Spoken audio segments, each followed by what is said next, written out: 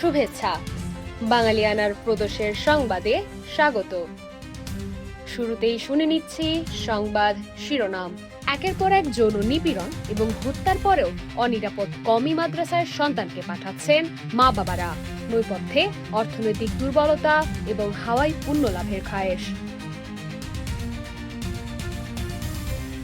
শিশু ধর্ষককে জনতার হাতে তুলে দিতে জনতার দাবি। চট্টগ্রাম রণক্ষেত্র, মবের কথা শোনেনি পুলিশ, 2 সাংবাদিক গুলিবিদ্ধ। এবার অন্যান্য সংবাদের সঙ্গে বিস্তারিত।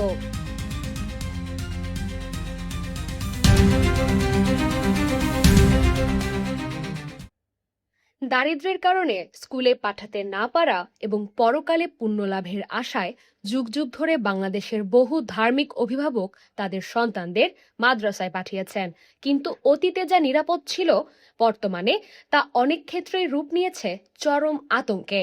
দেশের মাদ্রাসাগুলো এখন অপরাধ, নিপীড়ন এবং নির্যাতনের হাব হয়ে গেছে। তবুও এসব বেকার তৈরির কারখানায় থামছে না শিক্ষার্থীর স্রোত। আইন ও সালিশ কেন্দ্রের আশোক বিভিন্ন সময়ের পরিসংখ্যান এবং বিভিন্ন মানবাধিকার সংস্থার তথ্য মতে মাদ্রাসায় ছেলে ও মেয়ে শিশু ধর্ষণের ঘটনা অস্বাভাবিক। প্রাতিষ্ঠানিক কঠোর গোপনীয়তা ও সামাজিক ট্যাবুর কারণে বহু ঘটনা আড়ালে থেকে যায়। তবু ইদানিং সামাজিক যোগাযোগ মাধ্যম ও গণমাধ্যমের সচেতনতায় হত্যা ও আত্মহত্যার মতো কিছু ঘটনা ঘটায় সেগুলো প্রকাশ্যে আসছে। যার মধ্যে গত 19 মে রাতে রাজধানীর রামপুরা বনশ্রী এলাকার একটি মাদ্রাসার বাথরুম থেকে 10 বছর বয়সী এক আবাসিক শিক্ষার্থীর ঝুলন্ত মরদেহ উদ্ধার করেছে পুলিশ। শিশুটি সেখানে হিফজ বিভাগে পড়ত। সুরতাহল প্রতিবেদন তৈরির সময় পুলিশ শিশুটির শরীরে এবং বিশেষ করে পায়ুপথে তীব্র ক্ষত ও অস্বাভাবিক যৌনাচারের বা ধর্ষণের সুস্পষ্ট আলামত পাওয়া গেছে। এই ঘটনায় শিশুটির মা বাদী হয়ে একই মাদ্রাসার 19 বছর বয়সী এক জ্যেষ্ঠ শিক্ষার্থীর নামে নারী ও শিশু নির্যাতন দমন আইন এবং আত্মহত্যায় প্ররোচনার অভিযোগে মামলা করেন। পুলিশ তাকে গ্রেপ্তার করেছে। 2022 সালের 26 নভেম্বর গোপালগঞ্জের মুকসুদপুরের গোহালা ইউনিয়নের বামনডাঙ্গায় আয়েশা সিদ্দিকা মহিলা হাফিজিয়া মাদ্রাসার 14 বছর বয়সী এক ছাত্রীকে ধর্ষণের আরেকটি ঘটনা সামাজিক যোগাযোগ মাধ্যমে ভাইরাল হয়। সে ঘটনায় ওই ছাত্রীকে আটকে রেখে ধর্ষণ করে মাদ্রাসার শিক্ষক মোহাম্মদ মাহমুদুল হাসান শিকদার। আর তাকে সহযোগিতা করে ধর্ষণের পুরো দৃশ্য মোবাইল ফোনে ভিডিও ধারণ করে মাদ্রাসারই আরেক নারী শিক্ষক খাদিজা বেগম। লোকলজ্জা এবং ওই শিক্ষকদের মানসিক ও সামাজিক চাপের শিকার হয়ে পরবর্তীতে সেই শিক্ষার্থী নিজের বাড়িতে গলায় ওড়না পেঁচিয়ে আত্মহত্যা করে। বিশ্লেষকদের মতে মাদ্রাসার আবাসিক হলগুলোতে স্বাধীন প্রশাসনিক নজরদারির অভাব, শিশু সুরক্ষা নীতিমালা অনুপস্থিত, এছাড়া ধর্মীয় কৃতিত্বের কারণে অপরাধীরা পার পেয়ে যায়। এর বাইরে এদের রাজনৈতিক ও অর্থনৈতিক দাপটও রয়েছে। এই ভয়াবহ সংকট থেকে উত্তরণে প্রতিটি মাদ্রাসাকে রাষ্ট্রীয় জবাবদিহিতার আওতায় আনা এবং অপরাধীদের দৃষ্টান্তমূলক শাস্তি দ্রুততম সময়ে নিশ্চিত করা খুব জরুরি।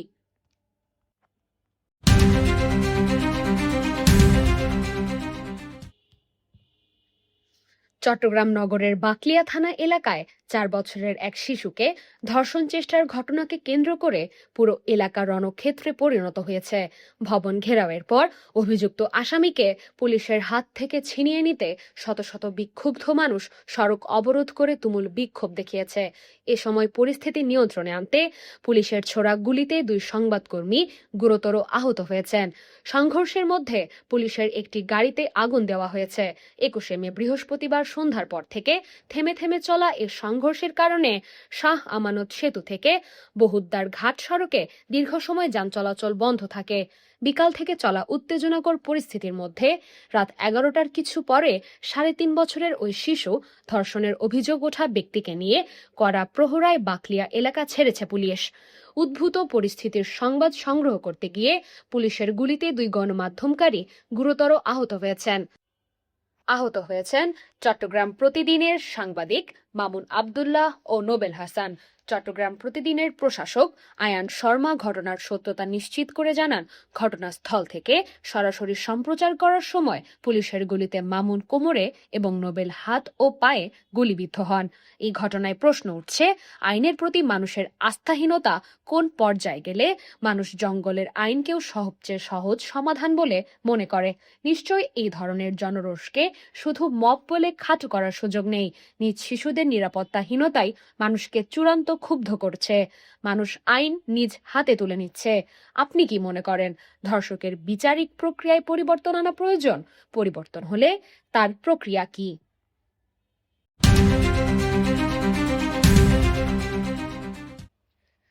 ধর্ষণের শাস্তি হিসেবে প্রকাশ্যে মৃত্যুদণ্ড ব্যবস্থাকে মধ্যযুগীয় বলায় স্বরাষ্ট্রমন্ত্রীর তীব্র সমালোচনা করেছে বাংলাদেশ জামায়াতে ইসলামী।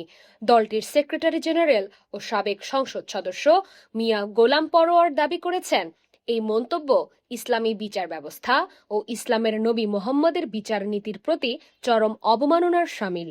22 মে দেওয়া এক বিবৃতিতে মিয়া গোলাম পরোয়ার বলেন, স্বরাষ্ট্রমন্ত্রী ধর্ষকের সর্বোচ্চ শাস্তি হিসেবে প্রকাশ্যে মৃত্যুদণ্ডকে মধ্যযুগীয় আখ্যা দিয়ে মূলত নবী মোহাম্মদের বিচার ব্যবস্থাকে অবজ্ঞা করেছেন বলে দেশের মুসলিম জনগোষ্ঠী মনে করছে।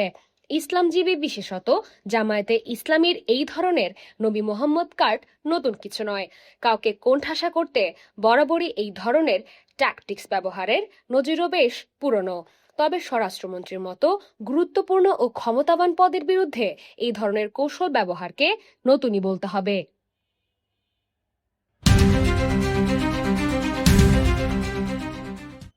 বাংলাদেশ ও পাকিস্তানের সঙ্গে থাকা ৬,০০০ কিলোমিটার সীমান্তকে সম্পূর্ণ দুর্ভেদ্য করতে স্মার্ট নিরাপত্তা গ্রিড বা স্মার্ট ওয়াল নির্মাণের ঘোষণা দিয়েছেন দেশটির কেন্দ্রীয় স্বরাষ্ট্রমন্ত্রী অমিত শাহ। সংবাদ সংস্থা পিটিআই এ প্রকাশিত খবরে বলা হয়, শুক্রবার নয়াদিল্লির বিজ্ঞান ভবনে ভারতের সীমান্তরক্ষী বাহিনী বিএসএফ আয়োজিত বার্ষিক রুস্তমজি মেমোরিয়াল বক্তৃতায় অমিত শাহ এই ঘোষণা দেন। স্মার্ট নিরাপত্তা গ্রিড বা স্মার্ট ওয়াল হলো অত্যাধুনিক প্রযুক্তির সমন্বয়ে গড়ে তোলা এমন এক সমন্বিত সীমান্ত প্রতিরক্ষা ব্যবস্থা যা কৃত্রিম বুদ্ধিমত্তা, সেন্সর এবং আধুনিক যোগাযোগ প্রযুক্তির নেটওয়ার্ক। এটি কোনো একক প্রযুক্তি নয়, বরং অনেকগুলো আধুনিক প্রযুক্তির এমন শক্তিশালী নেটওয়ার্ক যা 24 ঘন্টা সীমান্তের উপর নজরদারি করে। এই গ্রিডের মূল উপাদানগুলোর মধ্যে থাকে থার্মাল ও ইনফ্রারেড ক্যামেরা, স্মার্ট রাডার ও মোশন সেন্সরের মতো প্রযুক্তি। ইতোমধ্যে যুক্তরাষ্ট্র, মেক্সিকো সীমান্ত এবং ইউরোপের কয়েকটি দেশের সীমান্তে অনুপ্রবেশ রুখতে এই প্রযুক্তি ব্যবহৃত হচ্ছে। পাকিস্তানের সঙ্গে সীমান্তের কিছু অংশে ভারত আগেই স্মার্ট বর্ডার সিকিউরিটি গ্রিড ব্যবহার করেছে। বিএসএফ জওয়ানদের উদ্দেশ্যে অমিত শাহ বলেন, সরকার দেশের প্রতিটি অনুপ্রবেশকারীকে খুঁজে বের করবে এবং তাদের ভারতের বাইরে পাঠাবে। আমি বিএসএফ জওয়ানদের আশ্বস্ত করতে চাই, বাহিনীর প্রতিষ্ঠার ৬০তম বছরে আমরা এই স্মার্ট বর্ডার প্রকল্প চালু করব এবং পাকিস্তান ও বাংলাদেশ সীমান্তকে সম্পূর্ণ দুর্ভেদ্য করে তুলব। এবার বাংলাদেশ বাণিজ্য সংবাদ।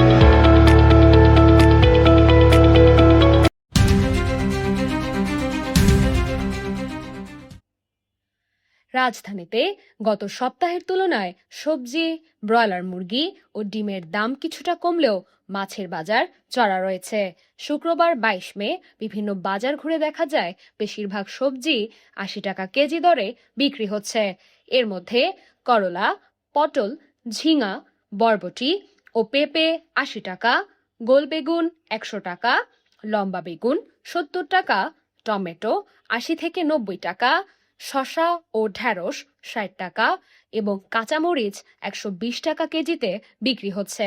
ক্রেতারা এই দামকে চড়া বললেও বিক্রেতাদের দাবি, সরবরাহ বাড়ায় দাম কিছুটা কমেছে। এদিকে আসন্ন ঈদুল আজহার আগে ব্রয়লার মুরগির দাম কেজিতে ১০ টাকা কমে ১৭০ থেকে ১৮০ টাকা এবং সোনালী মুরগি ৩২০ টাকায় বিক্রি হচ্ছে। ডিমের দাম ডজনে ১৫ টাকা কমে দাঁড়িয়েছে ১৩৫ থেকে ১৪০ টাকায়।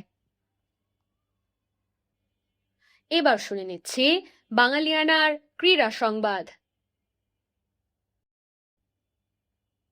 বাংলাদেশ জাতীয় ফুটবল দলের নতুন প্রধান কোচ হিসেবে নিয়োগ পেয়েছেন Thomas Dolly. Bangladesh football federation Bafufe 22 মে শুক্রবার আনুষ্ঠানিকভাবে এই তথ্য নিশ্চিত করেছে। যুক্তরাষ্ট্র ও জার্মানির দ্বৈত নাগরিকত্ব থাকা ডুলি খেলোয়াড় ও কোচ হিসেবে 43 বছর ফুটবলের সাথে যুক্ত। খেলোয়াড়ী জীবনে তিনি যুক্তরাষ্ট্র জাতীয় দলের হয়ে 1994 সালের বিশ্বকাপে অংশ নেন এবং 1998 সালের বিশ্বকাপে দলের অধিনায়কের দায়িত্ব পালন করেন। পরবর্তীতে 2011 থেকে 2014 সাল পর্যন্ত তিনি যুক্তরাষ্ট্র জাতীয় দলের সহকারী কোচ হিসেবে ইউগেন ক্লিন্সম্যানের অধীনে কাজ করেন। আন্তর্জাতিক কোচিং ক্যারিয়ারে ডুলির আগে ফিলিপাইন জাতীয় দলের কোচের দায়িত্বে ছিলেন।